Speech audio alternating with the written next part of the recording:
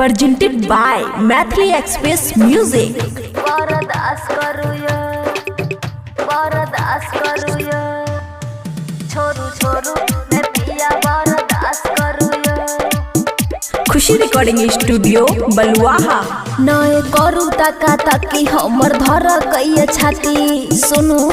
धर कई छाती नए करू तका ताकी हमर धर कई छाती नए करू तका ताकी हमर धर कई छाती आए मिलत नए कुछ मुझे आस करू यो आए मिलत नए कुछ मुझे आस करू यो छोरू छोरू न पिया बर्दाश्त करू यो छोरू छोरू न पिया बर्दाश्त करू यो छोरू छोरू न पिया बर्दाश्त करू यो छोरू छोरू न पिया बर्दाश्त करू यो बर्दाश्त करू यो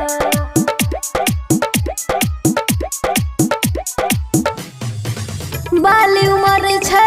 देहिया छे बाची पिया यो हमर जवनिया छे काची पिया यो हमर जवनिया छे काची बाली उमर छे देहिया छे बाची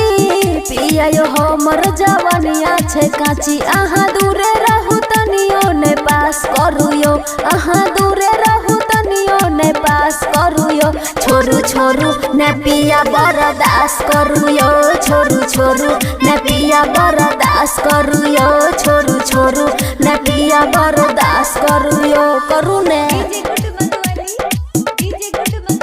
छोरू छोरू न पिया बर्दाश्त करू यो बर्दाश्त करू यो खुशी रिकॉर्डिंग स्टूडियो बलुआहा। सूत छी संगे यहाँ बुझ छी चालियो छुएल पिया हमरा छियै बेहालियो सुनू छियै बेहालियो सूत छी संगे यहाँ बुझ छी चालियो छुएल पिया हमरा छियै बेहालियो परती छे खेत नय चाष करू यो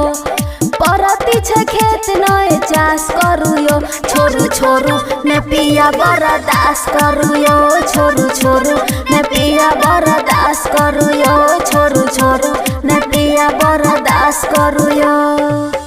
खुशी रिकॉर्डिंग स्टूडियो बलुआहा।